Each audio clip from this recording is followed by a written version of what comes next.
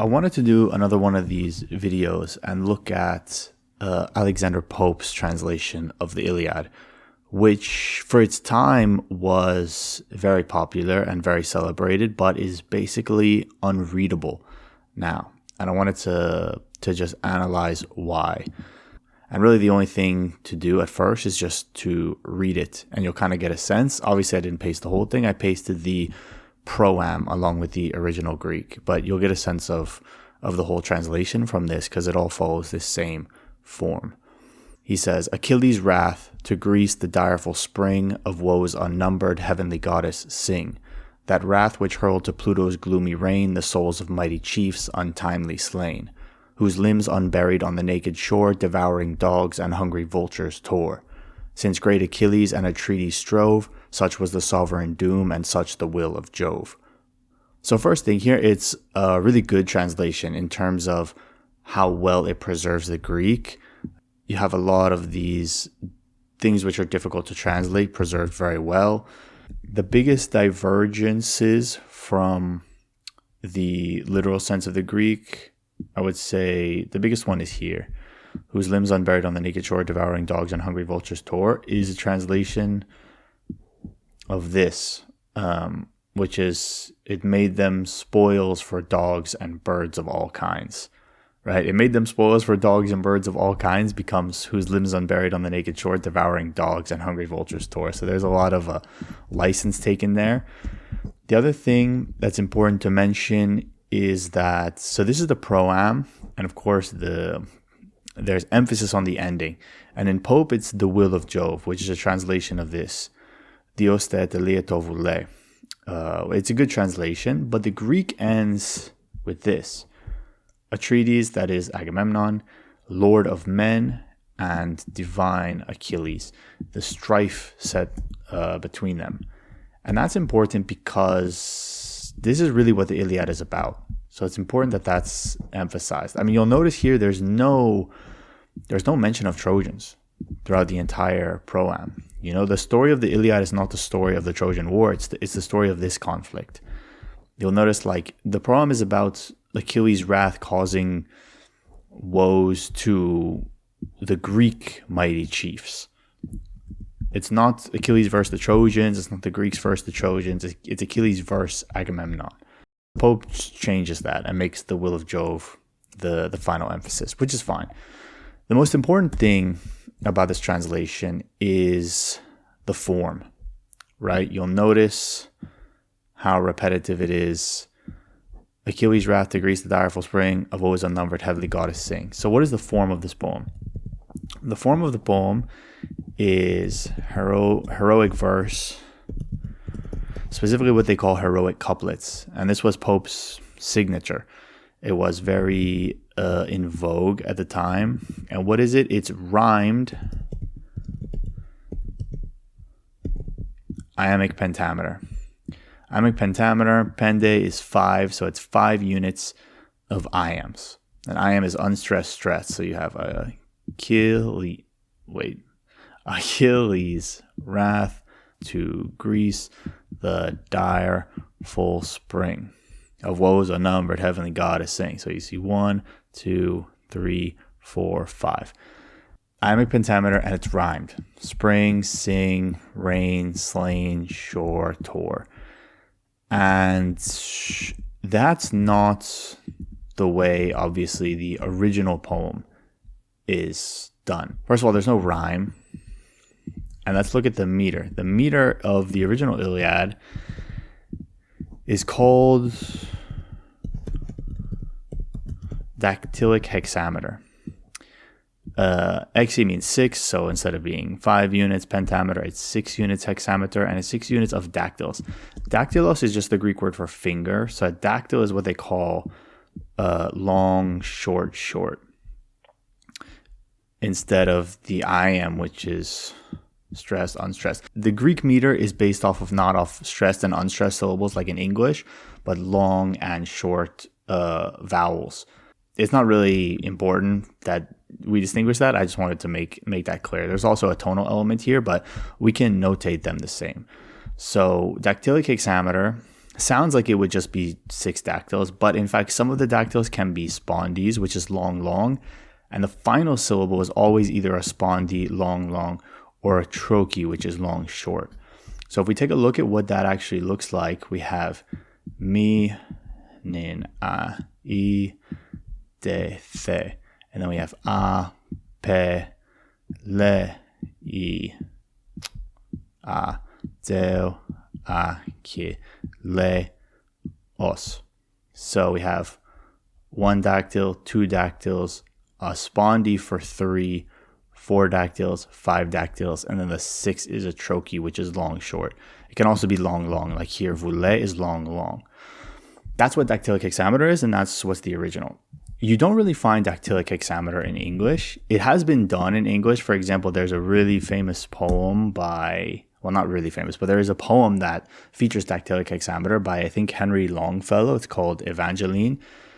And the opening line is,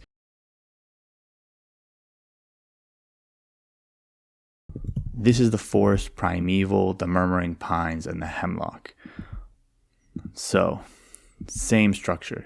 This is the forest primeval, the murmuring pines and the hemlock. Again, it's done with stress, non-vowel length, but that's not really relevant here. So Alexander Pope chose to do this in heroic couplets, and specifically with rhyme. I think maybe it doesn't come across in just this amount, but if you're reading hundreds of lines of this, Achilles' wrath to Greece, the direful spring of woes unnumbered heavenly goddess sing, with that rhyming every time, it becomes very exhausting. And it sounds to a modern English ear, it sounds juvenile. It sounds like rhyming to us sounds kind of like a nursery rhyme. It's not sophisticated. It's exhausting over long durations. And maybe the best critic of this kind of rhyming was John Milton, who came soon after Alexander Pope in the sort of sequence of English literature. And he's largely, you could say, responsible for ending the use of rhyme, or at least of reducing it a great amount in English literature. He wrote, his most famous work is, of course, Paradise Lost. And Paradise Lost was actually critiqued for not rhyming when it was first released. So I think in a later edition, he included this sort of preface which explains his position on rhyme, why he didn't rhyme Paradise Lost. And so it's a bit long, but it is really well written, so I just wanted to read it here. It says, "The measure of Paradise Lost is English heroic verse without rhyme, as that of Homer in Greek and Virgil in Latin, rhyme being no necessary adjunct or true ornament of poem or good verse, in longer works especially, but the invention of a barbarous age, to set off wretched matter and lame meter, graced indeed since by the use of some famous modern poets, i.e. Alexander Pope, carried away by custom, but much to their own vexation, hindrance, and constraint to express many things otherwise, and for the most part worse than they would have expressed them. Not without cause, therefore, some both Italian and Spanish poets of prime note have rejected rhyme, both in longer and shorter works, as have also long since our best English tragedies, as a thing of itself to all judicious ears, trivial, and of no true musical delight, which consists only in apt numbers, fit quantity of syllables, and the sense variously drawn out from one verse into another, not in the jingling sound of like endings, a fault avoided by the learned ancients both in poetry and all good oratory. This neglect, then, of rhyme so little is to be taken for a defect, though it may seem so perhaps to vulgar readers, that it is rather to be esteemed an example set, the first in English of ancient liberty recovered to heroic poem from the troublesome and modern bondage of rhyming." So, pretty strong language there. And I've just pasted the first lines, the poem of Paradise Lost here. He did iambic pentameter, but without rhyme, and that's called blank verse. So it's of man's first dis, obedience, and the fruit of that forbidden tree whose moral taste brought death into the world and our woe. And it just makes it so much better. I think history really did come down on the side of Milton as far as the aesthetic of rhymed heroic verse versus unrhymed heroic verse. And it's one of the reasons why Alexander Pope's translation has really not survived and is really difficult to get through. But there's another thing, which I sort of really only noticed after I read this passage by Milton. And it's not just the problem of the rhyming, it's this. The sense variously drawn out from one verse into another. And that's what I want to draw attention to, because this structure, you'll notice, of these heroic verses, this also dictates the grammatical structure. What do I mean by that? These couplets are also the sense units. Like, this couplet isn't just a rhyme, isn't just an iambic pentameter rhyme, it's also a sentence. And that wrath betrothal to Pluto's gloomy reign, the souls of mighty chiefs untimely slain. That's not a full sentence, but that is a discrete sense unit, whose limbs unburied on the naked shore, devouring dogs and hungry vultures tore. Another complete grammatical sense unit. Since great Achilles and Atrides strove, such was the sovereign doom and such the will of Jove. Another complete sentence. I think this is one of the reasons why heroic couplets were favored, because you can kind of build them and put them together like bricks. You know, you can move them around. You only have to compose one at a time, and it makes them easier to memorize. But I think it really becomes super unsophisticated and, again, exhausting to read through in great numbers. And this sense variously drawn out from one verse into another is what we have in ancient poetry. So let's look at what he's talking about. So you have the wrath-sing goddess of Peleus' son Achilles, direful or cursed. This is modifying meaning. So thankfully we have the commas here, but this is the, oh man, that was bad. But this here is the sense unit. See how it breaks? It doesn't conform to the metrical structure. Same thing with this one here. Same shape. Again, you don't even have to know. You can just sort of use the commas as a guide, or if you know the Greek, you know the Greek. Same thing here. Another one here.